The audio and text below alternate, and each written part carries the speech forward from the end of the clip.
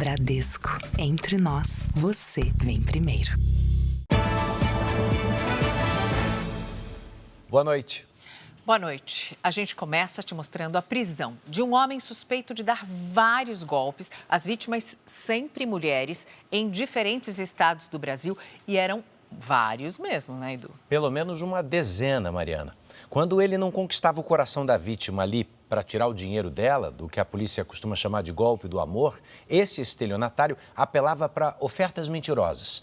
Uma vítima que denunciou esse esquema quase passou a própria casa para o nome do golpista. Vanderlei Cândido da Silva, de 50 anos, foi preso perto de onde morava, em Taboão da Serra, na região metropolitana de São Paulo. A investigação conduzida pelas polícias de São Paulo e do Paraná revelou uma rede de mentiras e manipulação. Ele é suspeito de aplicar o golpe do amor e também outros estelionatos. No caso da Ana Paula, ele se apresentou como engenheiro e disse que tinha interesse de comprar a casa onde ela morava. Ele queria comprar porque ele queria fazer uns investimentos, né? E ele queria comprar e pagava à vista. Com documentos falsos, ele chegou a redigir um contrato de compra e venda e pediu para Ana Paula desocupar o imóvel. Acreditando no golpista, ela procurou um apartamento para se mudar e assinou um pré-contrato. A sorte é que ela descobriu o golpe antes de deixar a própria casa. Ainda assim, teve que pagar multas do imóvel que pretendia comprar. Vou tentar, com todas as minhas forças, assim, reaver ou cancelar. Como é que fala? O que eu já paguei, o que tem para pagar. Segundo a polícia, pelo menos 10 mulheres foram vítimas de Vanderlei. Além dos golpes financeiros, ele também teria aplicado o chamado estelionato amoroso, o golpe do amor, em pelo menos 4 estados. Para cada mulher, contava uma história diferente para conquistar a confiança. De acordo com a investigação, ao longo de 2 anos, ele teria obtido cerca de R$500 mil das vítimas. Ele participava de reuniões familiares, levava suas vítimas até a igreja, bufês, marcava casamento, e isso ia ganhando a confiança das vítimas, que assim abriam as portas das residências, lhe dava o cartão de crédito, senha de banco e tudo mais. A polícia alerta. Muitos golpistas agem como Vanderlei. Usam perfis falsos em sites de relacionamento para roubar dinheiro das vítimas. Onde ele conseguia selecionar tanto a faixa etária, o perfil, e ele se apresentava como um perfil que, entre aspas, agradasse as vítimas. O suspeito vai responder por estelionato e furto qualificado. Pai é preso depois de agredir professor que proibiu a aluna de usar celular em sala de aula. Polícia descobre cemitério clandestino usado por criminosos no Rio de Janeiro. Supremo Tribunal Federal condena réus do núcleo de desinformação acusados de tentar um golpe de Estado. O único a votar contra as condenações, ministro Luiz Fux, pede para sair da primeira turma do STF. Ex-presidente francês Nicolas Sarkozy começa a cumprir a pena por financiamento ilegal de campanha. E autoridades dizem que valor estimado de joias roubadas do Louvre ultrapassa os R$500 milhões.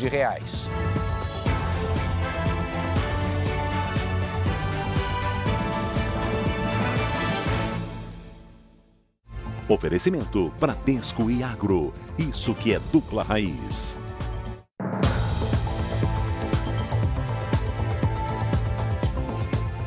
Uma rede criminosa que alugava e vendia aqueles módulos eletrônicos de veículos foi descoberta pela Polícia de São Paulo. Os criminosos fabricavam esses dispositivos que eram usados por quadrilhas que se especializaram no furto de carros. Era nesta oficina, na zona leste da capital, que os criminosos produziam módulos eletrônicos. Equipamentos que controlam todas as funções dos veículos modernos. Os sinais dos dispositivos e das chaves eram sincronizados antes de serem vendidos ou alugados para as quadrilhas.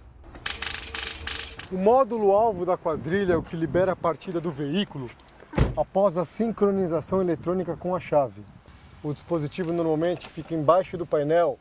Os criminosos conseguiam trocar o equipamento original pelo fabricado por eles. Segundo as investigações, os suspeitos ainda ofereciam treinamento para os criminosos.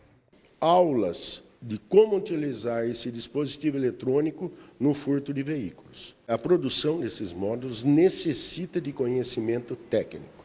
2 homens responsáveis pela oficina foram presos. Do outro lado da rua, os investigadores encontraram um desmanche onde havia peças sem procedência.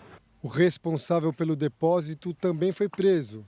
A polícia agora quer descobrir quem eram as quadrilhas que usavam os módulos no furto de veículos. As montadoras melhoram a qualidade de seus veículos e, infelizmente, o crime também acompanha na melhora da sua atividade ilícita. Agora veja essa notícia. O pai de uma aluna invadiu uma escola pública no Distrito Federal e agrediu um professor que tinha chamado a atenção da filha dele por causa do uso do celular em sala de aula. Desde janeiro, uma lei nacional proíbe o uso do aparelho dentro das escolas. As imagens de uma câmera de segurança mostram Tiago Lenin Souza segurando o professor pela camisa. Em seguida, ele dá vários socos no rosto da vítima, que não esboça reação. Nesta outra imagem, a filha tenta conter o pai. Solta! Não vou te soltar! Solta! Não vou soltar! Não vou. Pai! Desliga! Apaga o vídeo! Só vai começar! A polícia militar foi acionada e o pai saiu da escola algemado. Tiago foi levado para a delegacia e liberado pouco depois. As agressões aconteceram no período da manhã, dentro da sala dos professores de uma escola no Guará, a 15 quilômetros do centro de Brasília. O professor teria mandado a aluna parar de mexer no celular durante a aula. A estudante não gostou e ligou para o pai. Falei com muita rispidez para ela guardar o celular, que ela não podia fazer aquilo, que ela tinha que copiar, que era a obrigação dela como aluna copiar. Então, isso aí eu acho que ela não era acostumada a ser confrontada dessa forma, então eu acho que ela ficou indignada e chamou o pai. E o pai chegou da forma que chegou, sem me dar nenhuma chance de defesa. O pai não quis se manifestar sobre o caso. Ele deve responder pelos crimes de lesão corporal, injúria e desacato. O chão da escola é um chão sagrado. Ali é para o professor, que é a autoridade máxima, dar a sua aula com tranquilidade. E o pai, se quer resolver um conflito, ele procura a direção da escola e resolve o seu conflito lá, não partindo dessa forma. Um cemitério clandestino foi descoberto pela polícia numa comunidade do Rio de Janeiro. A suspeita é de que esse local era usado por criminosos para esconder os corpos dos rivais. Agentes do grupo de elite da Polícia Civil deram apoio às buscas para evitar represálias de traficantes. O cemitério clandestino ficava numa área de mata fechada, no Morro do Jordão, na zona sudoeste do Rio.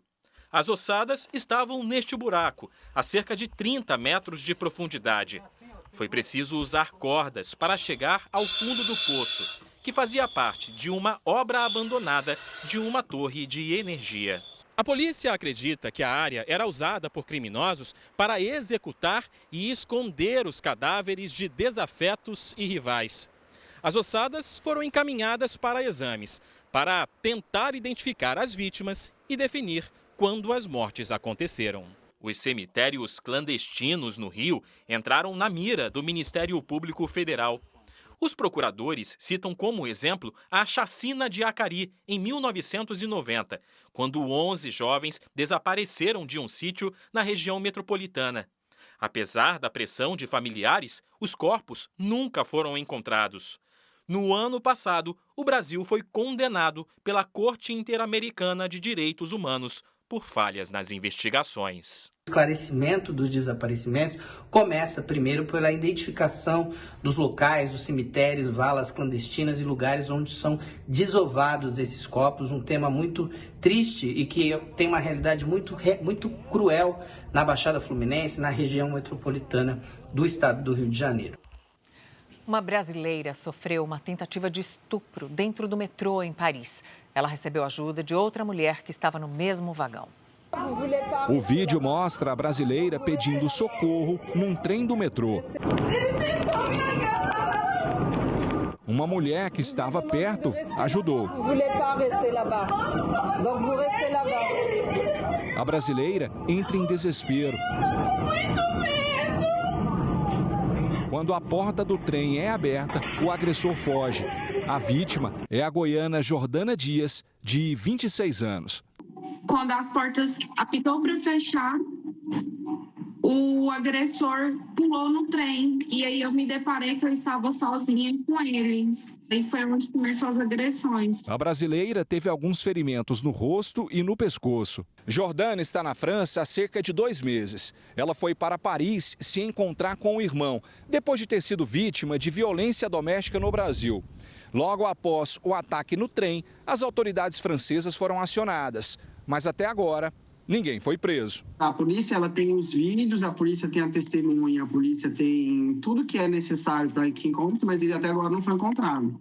Aqui no Brasil, a mãe da Jordana diz que ficou angustiada ao ver as imagens. Eu achei que lá ela estaria segura, né? E foi muito triste. A gente que é mulher sabe, né? Entende o que é passar por um momento desse. Foi algo assim que me surpreendeu, um trauma que eu nunca vou esquecer. O Instituto Nacional de Meteorologia emitiu um alerta de perigo para Salvador por causa do risco de alagamentos e deslizamentos. Em 24 horas, a cidade registrou um volume de chuva que era o esperado para todo o mês de outubro. Por causa do mar agitado, a Marinha suspendeu a navegação da maior parte das embarcações. Rapidamente, a água tomou conta do ferry-boat que faz a travessia entre Salvador e a ilha de Taparica. Os passageiros entraram em pânico. A Marinha suspendeu parcialmente o serviço. Apenas 2 balsas de maior porte estão autorizadas a fazer a travessia. Em 24 horas, choveu 123 milímetros em Salvador. Esse volume é mais do que o previsto para todo o mês de outubro. As rajadas de vento acima de 60 quilômetros por hora também provocaram estragos. Houve queda de árvores. Na orla, este semáforo ficou pendurado. O muro de uma escola municipal desabou sobre veículos estacionados nesta rua. Apesar do estrago, ninguém ficou ferido. A chuva alagou um posto de saúde. Passou por uma reforma de milhões. Olha os aparelhos como estão. O telhado desta casa ficou destruído. Aqui é a segunda vez que acontece isso. Eu moro aqui perto da orla e o vento é forte, não é brincadeira, entendeu? O alerta de ressaca e de ventos fortes continua para todo o litoral da Bahia. A gente vai manter essa condição mais nublada, chuvosa. Temos períodos de melhoria, mas sempre com uma condição mais chuvosa aí no decorrer de toda essa semana.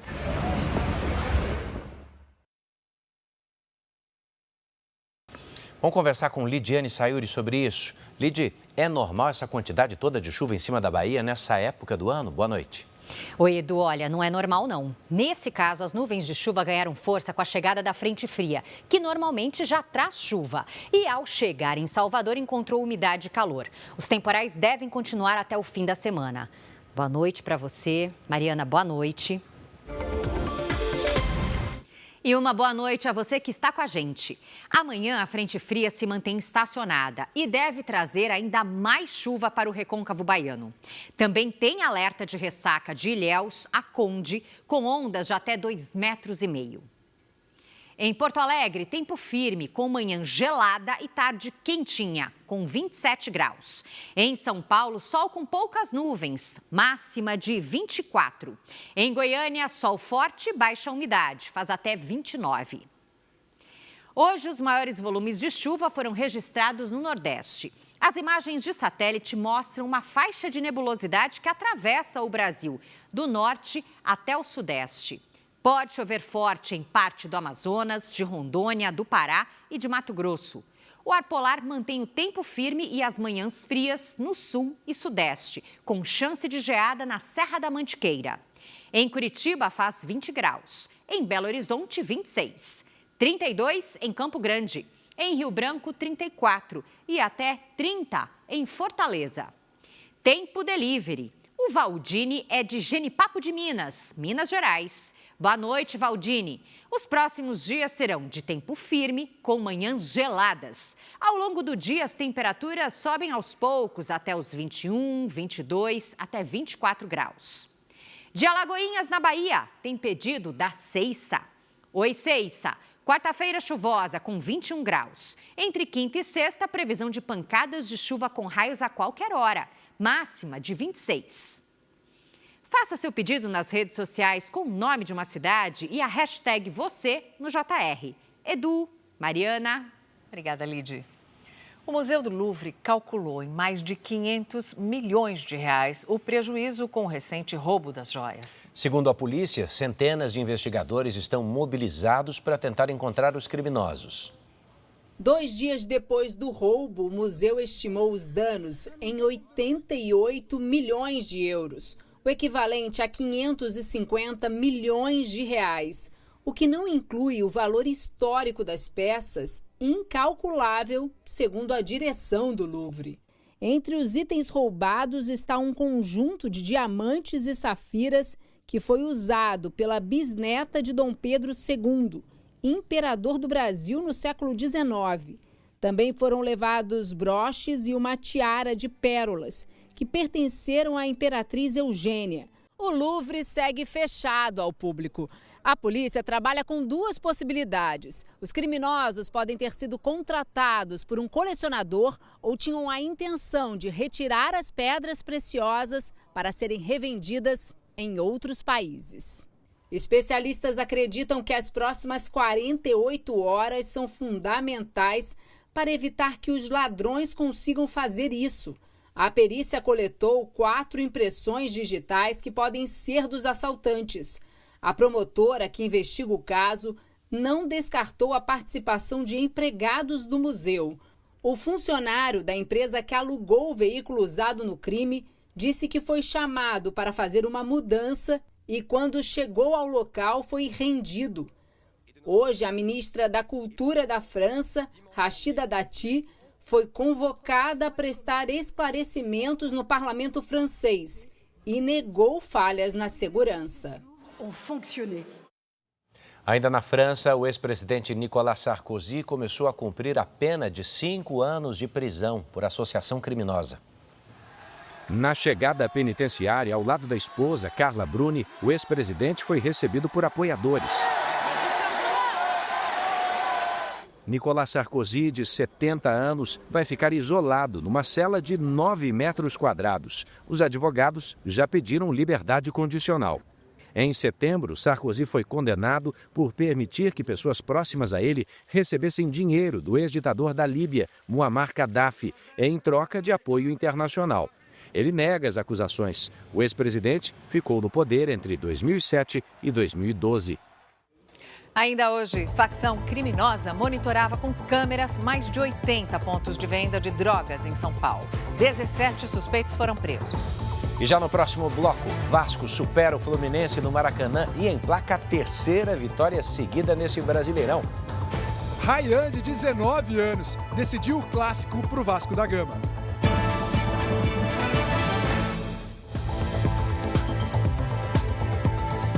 No Brasileirão, entre os 8 primeiros colocados, 4 são cariocas. O Flamengo está em segundo, coladinho no Palmeiras. Botafogo está em quinto. O Vasco venceu o Fluminense, que está em sétimo e subiu para o 8º lugar. Bruno Lohance, muito boa noite. 3ª seguida do Vasco na competição, vitória. Pois é, 0,21, né?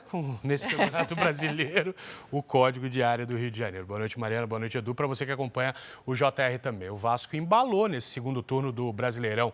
O jovem Rayan foi o nome do clássico. O atacante está encantando a torcida e o técnico Fernando Diniz. Já o Santos perdeu para o Vitória e se complicou na luta contra o rebaixamento. Santos e Vitória na Vila Belmiro. No primeiro lance do jogo, o árbitro Rafael Klein viu pênalti em Lautaro Dias. O árbitro de vídeo, Emerson Ferreira, não. O VAR sugeriu outra revisão na trombada do goleiro Brazão com o Renzo Lopes. Dessa vez, pênalti marcado e convertido por Mateuzinho. A vitória por 1-0 deixou o time baiano com o mesmo número de pontos que o Santos, 31, mas ainda na zona de rebaixamento. O Juventude, que não vencia havia 7 jogos, ganhou por 1-0 do Red Bull Bragantino. Aqui no Maracanã, a torcida do Fluminense deixou o estádio mais cedo, porque a festa no clássico foi do lado do Vasco da Gama. A alegria vascaína tem nome, Rayan. Foi com a perna esquerda e um desvio no caminho que o jovem de 19 anos venceu o goleiro Fábio. Para o técnico Fernando Diniz, não é cedo para Rayan ter uma chance na seleção brasileira. Ele é um jogador que tem que estar no radar de Copa do Mundo. O Rayan de hoje, ele tem tudo para o de amanhã ser melhor que o de hoje, porque ele está crescendo cada vez mais. Mas Ryan já foi melhor no segundo tempo mesmo. Outro chute de fora da área e que Fábio não conseguiu segurar. No bate-rebate, a bola sobrou para Nuno Moreira fazer 2-0 o Vasco. Antes mesmo das vitórias nós já tínhamos vindo a desempenhar bons jogos, mas a sorte não estava do nosso lado. Eu acho que hoje em dia estamos muito mais confiantes em nós, estamos a conseguir fazer golos. Depois de 2 anos, o Vasco voltou a vencer no Maracanã, graças ao talento de Ryan. Nome para todo mundo guardar, porque joga bola demais. Mariana, Edu.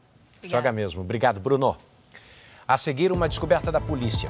A casa de eventos onde um comerciante bebeu vodka e morreu por intoxicação pode ter sido aberta com dinheiro do influenciador Uzeira. E também ciclista morre depois de ser atingido por uma bala perdida na zona norte do Rio de Janeiro.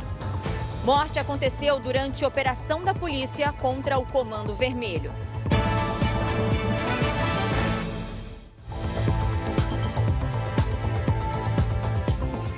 Dezessete suspeitos de envolvimento com tráfico de drogas foram presos em São Paulo. Segundo as investigações, esse grupo adotou um esquema empresarial para vender entorpecentes.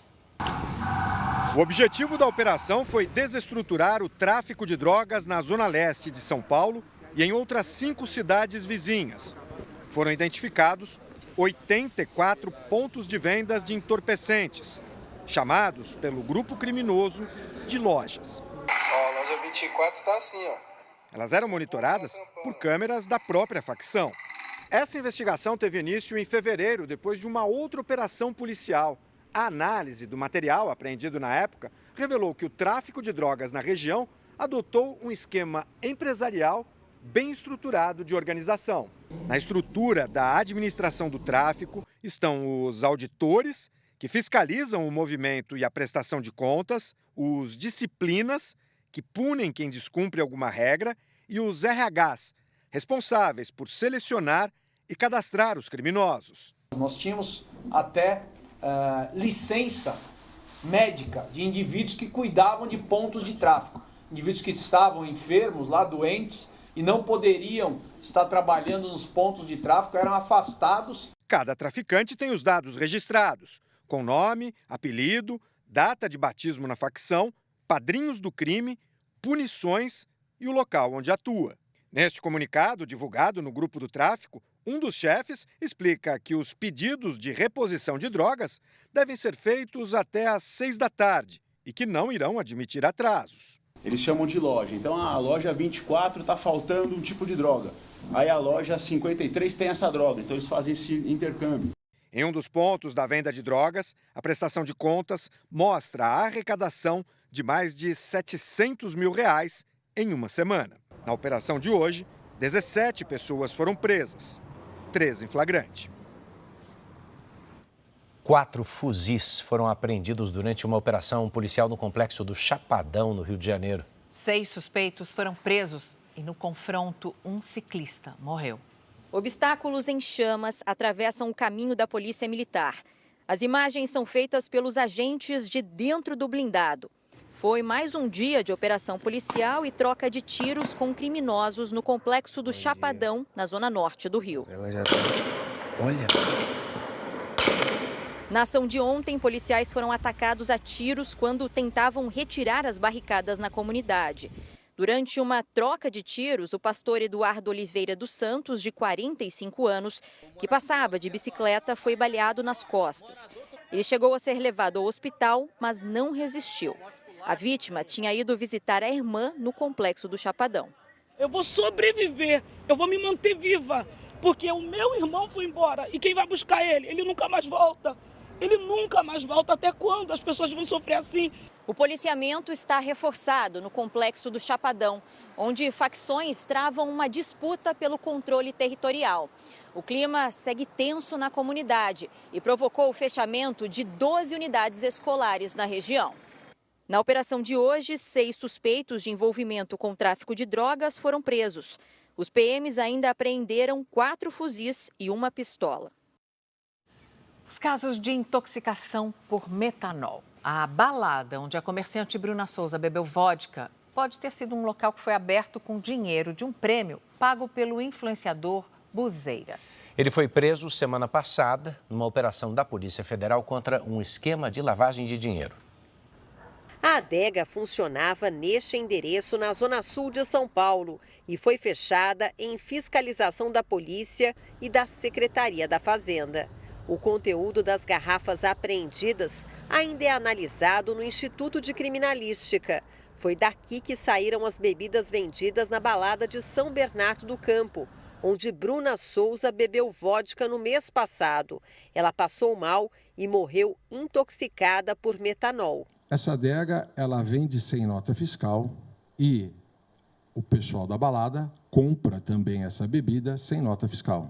De acordo com a investigação, a casa de eventos que costumava receber 4 mil pessoas aos finais de semana pagava cerca de R$200 mil por mês para a adega por garrafas de bebidas de origem desconhecida. Semana passada, um dos donos do local afirmou que a adega clandestina era a única fornecedora de bebidas destiladas do local. A investigação se concentra agora em descobrir a origem do dinheiro usado para inaugurar esta casa de eventos em dezembro do ano passado. A polícia já sabe que entre os sócios há um homem que ganhou uma rifa do influenciador Buzeira, preso na semana passada pela Polícia Federal, suspeito de lavar dinheiro do crime organizado. A casa de eventos disse que jamais manteve associação com organização criminosa e colabora com as autoridades. E afirmou que o sócio em questão só começou a fazer parte do negócio 13 meses após ganhar o prêmio, quando a casa já funcionava. A defesa de Buzeira não respondeu os nossos contatos. 6 postos de combustíveis suspeitos de pertencerem a um esquema de lavagem de dinheiro do PCC foram alvos da Polícia Civil e da Agência Nacional do Petróleo no litoral e no interior de São Paulo. 5 postos foram multados. Um deles vendia gasolina comum com 90% de etanol. A porcentagem autorizada pela ANP é de apenas 30%. Outro estabelecimento vendia menos combustível do que apontava na bomba. Os postos têm ligação com Mohamed Hussein Murad, suspeito de lavar dinheiro do crime organizado. Ele continua foragido. A primeira turma do Supremo Tribunal Federal condenou os réus do chamado Núcleo 4 do Plano de Golpe de Estado. Conosco, Cristina Lemos. O que a gente pode esperar, Cris, depois do encerramento de mais essa etapa do julgamento? Edu, concluída essa etapa, faltam os núcleos 2 e 3. O julgamento se encerra em dezembro. Boa noite para você, boa noite, Mariana. Hoje, por 4 votos a 1, foram condenados os 7 réus que seriam responsáveis por produzir e difundir notícias falsas. Somente o ministro Luiz Fux votou para inocentar todos os acusados. O julgamento foi retomado com o relator Alexandre de Moraes, que votou pela condenação dos 7 réus. É uma falácia, é uma mentira absurda, criminosa e antidemocrática dizer que essa utilização de ataque à justiça eleitoral, de ataque ao poder judiciário, de ataque à democracia, de discurso de ódio, que isso é liberdade de expressão. Isso é crime. Isso é crime tipificado no Código Penal. Os ministros Cristiano Zanin, Carmen Lúcia e Flávio Dino também votaram para condenar o coronel do Exército Reginaldo Abreu, o tenente-coronel do Exército Guilherme Almeida, o major da Reserva do Exército Ailton Moraes Barros, o também major da Reserva Ângelo De Nicoli, o subtenente do Exército Giancarlo Rodrigues, o agente da Polícia Federal Marcelo Bormevê e o presidente do Instituto Voto Legal, Carlos César Rocha. Como fez no julgamento do Núcleo 1, que tinha entre os réus o ex-presidente Jair Bolsonaro, o ministro Luiz Fux votou para absolver os acusados. Todos aqueles julgados em primeiro grau, eles têm o direito de recorrer aos tribunais locais e depois aos tribunais superiores. E aqui, nós estamos julgando um ex-presidente, que não é mais presidente, mas se nós estamos julgando como presidente, deveria ser no pleno.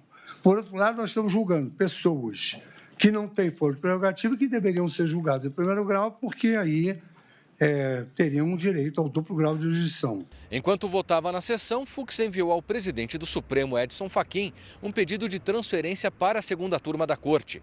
A vaga foi aberta com a aposentadoria do ministro Luiz Roberto Barroso. Fux justificou apenas que o regimento do tribunal permite a mudança. Com a possível transferência, o ministro passaria a integrar a turma formada pelos colegas Gilmar Mendes, Dias Toffoli, André Mendonça e Nunes Marques. E, na prática, ficaria de fora das análises dos próximos julgamentos dos réus denunciados pelo plano de golpe de Estado. Agora há pouco, a primeira turma definiu as penas de cada um dos 7 réus. 6 deles receberam penas que vão de 16 anos e 6 meses a 13 anos e 6 meses de prisão, iniciando em regime fechado.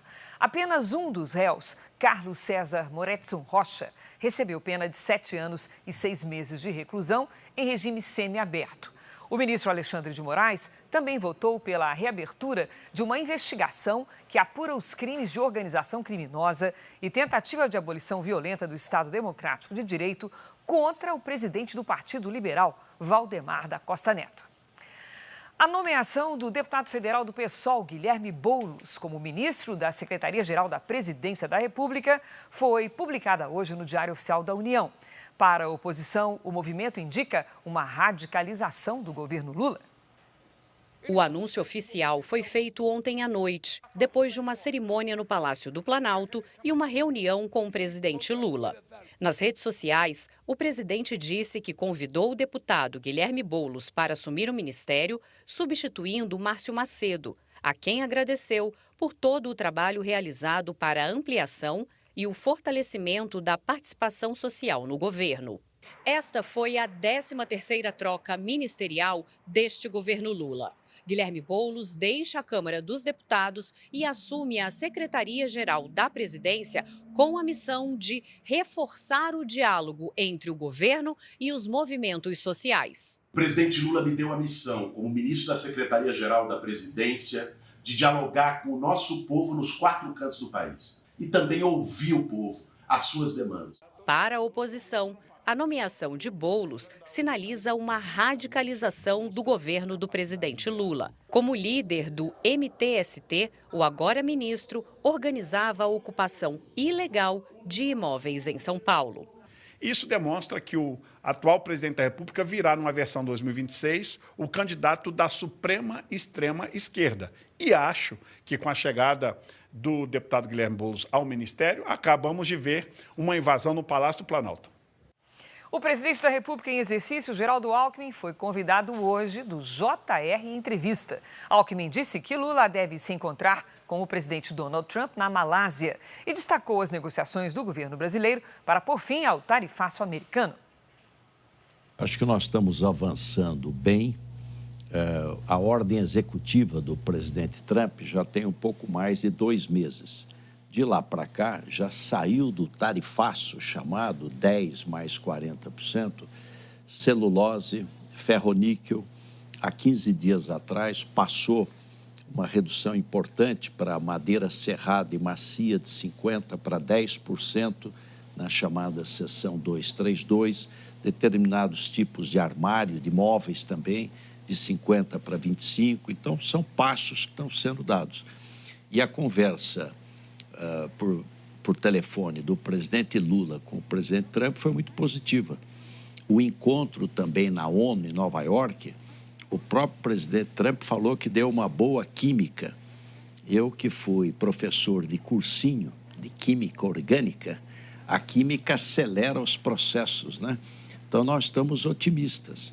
Eu acho que, indo o presidente Trump à ASEAN, a Malásia, a Kuala Lumpur, é possível, sim, que haja um encontro. O que o presidente Lula pediu ao presidente Trump, na conversa que tiveram por telefone, foi, enquanto negocia, suspender os 40. Então, esse é o objetivo. Olha, a negociação não se faz em 24 horas. Então, enquanto negocia, suspende os 40%. Há alguma solução técnica a curto prazo para o tarifaço que dá para a gente trazer diante dessa situação, diante desse cenário? O Brasil tem defendido diálogo e negociação. Então, essa é a ordem. É diálogo, vamos dialogar e vamos negociar. Vamos resolver as questões tarifárias. O JR Entrevista com Geraldo Alckmin vai ao ar hoje, às 11 da noite, na Record News. E depois vai ficar disponível no R7. Mariana, Edu? Obrigada, Cris. Você vai ver a seguir. A polícia prende o 8º suspeito de envolvimento no assassinato do ex-delegado de São Paulo, Rui Ferraz Fontes. E também, vice-presidente dos Estados Unidos está em Israel para discutir as próximas etapas do cessar-fogo. Grupo terrorista Hamas entrega os corpos de mais 2 reféns que estavam na faixa de Gaza.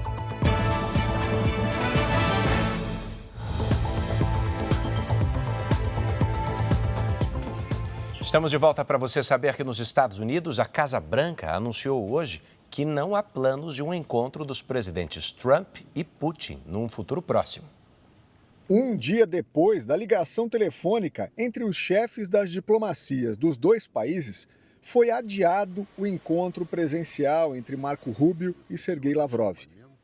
Semana passada, Donald Trump disse que veria o presidente Putin dentro de 15 dias na Hungria. Já o porta-voz do governo russo afirmou que um encontro exige preparação e negou haver uma definição sobre uma conversa entre os dois líderes. Hoje, na Casa Branca, Trump afirmou que não quer perder tempo com reuniões que não levem a lugar nenhum. O último encontro entre os presidentes foi em agosto, no Alasca. Apesar dos discursos otimistas na ocasião, nenhuma ação concreta foi tomada. O Kremlin segue com o mesmo posicionamento sobre a guerra contra a Ucrânia. A principal divergência entre Rússia e Estados Unidos está na paralisação das linhas de frente do conflito.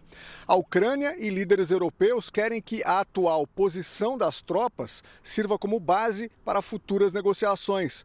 Já os russos querem a desmilitarização da Ucrânia e a entrega de territórios já tomados pelo exército de Moscou. Volodymyr Zelensky pede que os Estados Unidos forneçam mísseis de longo alcance e afirmou que o aumento da capacidade bélica ucraniana fará a Rússia buscar o diálogo novamente. O grupo terrorista Hamas devolveu os corpos de mais 2 reféns que estavam há mais de 2 anos na faixa de Gaza. O vice-presidente dos Estados Unidos está em Israel para discutir as próximas fases do acordo de cessar-fogo. J.D. Vance inaugurou um centro de coordenação a 30 quilômetros da fronteira da faixa de Gaza. Ele minimizou os ataques recentes entre Israel e o grupo terrorista Hamas e disse que a trégua vai melhor do que o esperado, mas que ainda não há prazo para os terroristas se desarmarem. Donald Trump disse que os aliados se colocaram à disposição para entrar em Gaza e pressionar militarmente o Hamas, mas que ainda não é o momento para isso. Hoje, os corpos de mais 2 reféns retornaram a Israel.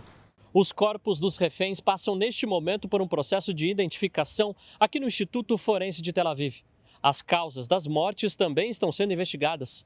O governo israelense pressiona o grupo terrorista Hamas pelo retorno dos corpos de 13 sequestrados que permanecem no território palestino. Segundo os mediadores do acordo, o processo não será rápido. J.D. Vance afirmou que alguns corpos estão sob os destroços e outros ainda não foram encontrados. E as buscas vão levar algum tempo. O ex-refém Avinatan Or recebeu alta do hospital e voltou para casa depois de 2 anos.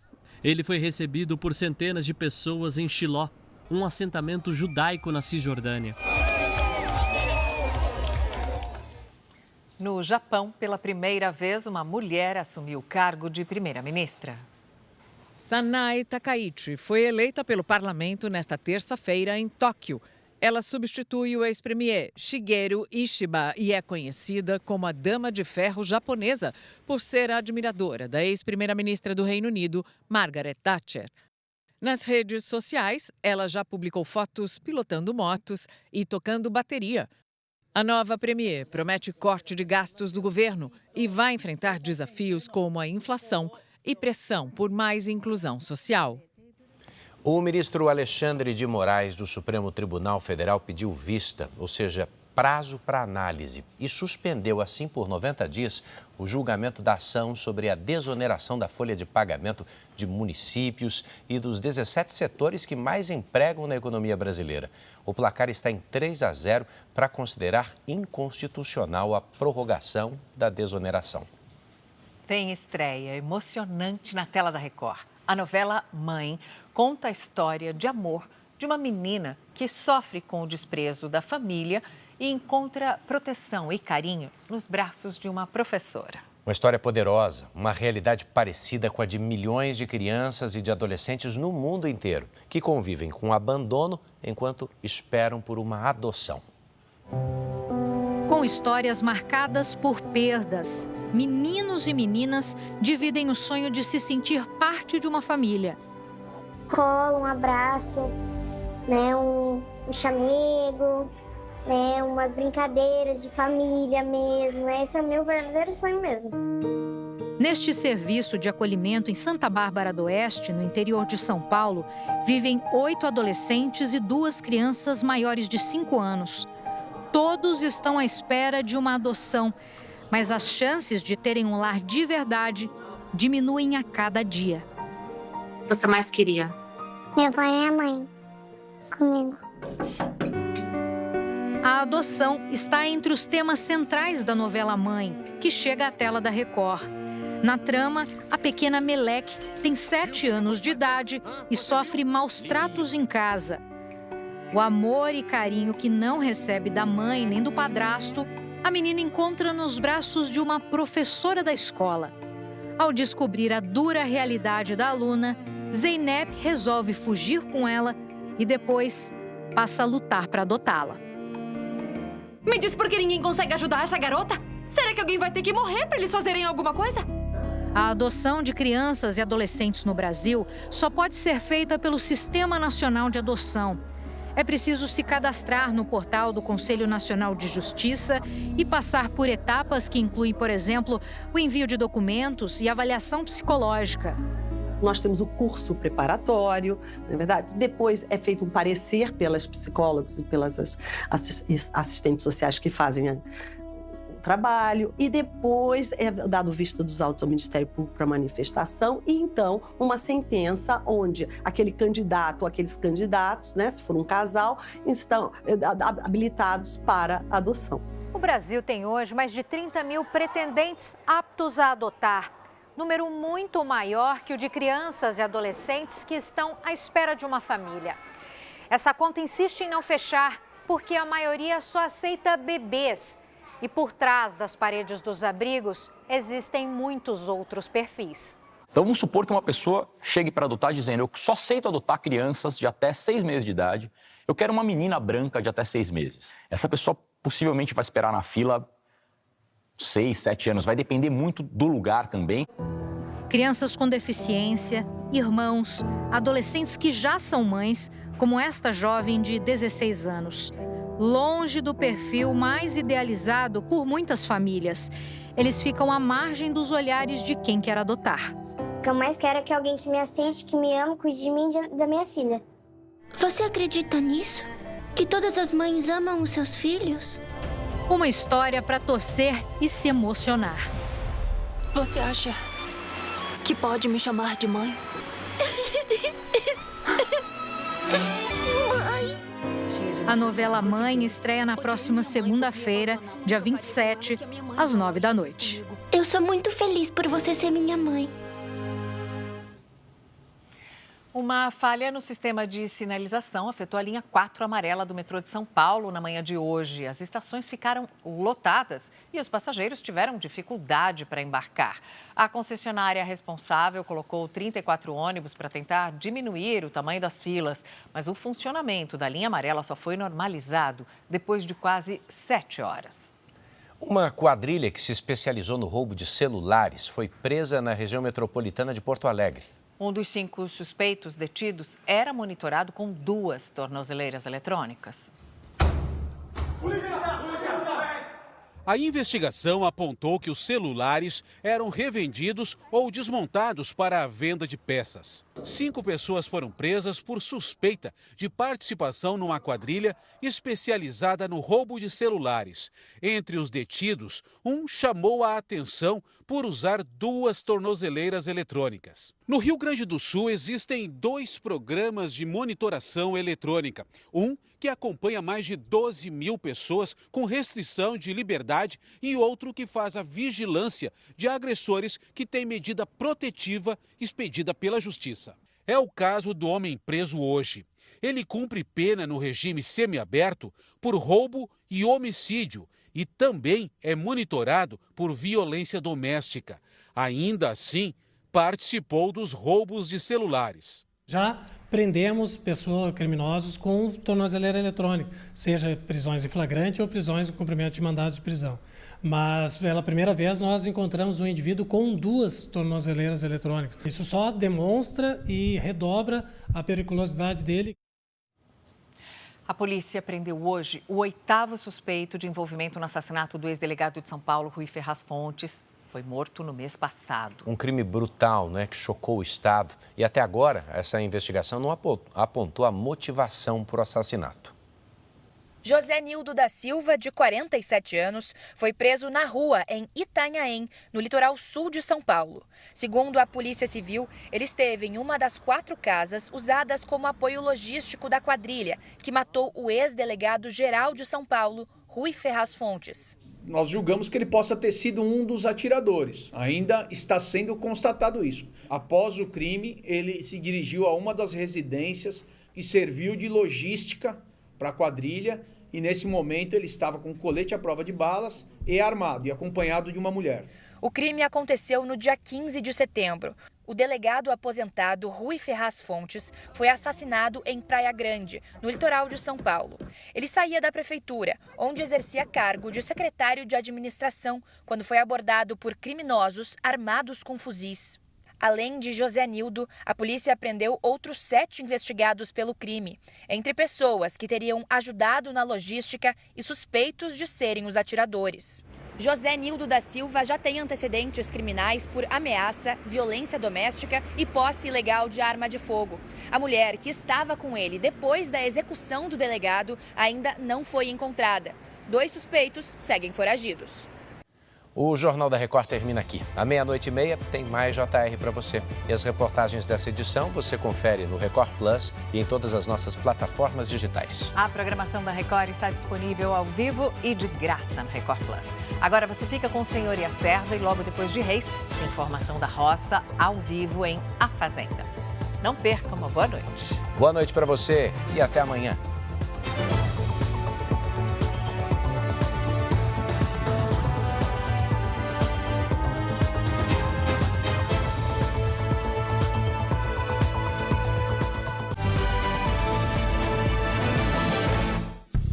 Bradesco, entre nós, você vem primeiro.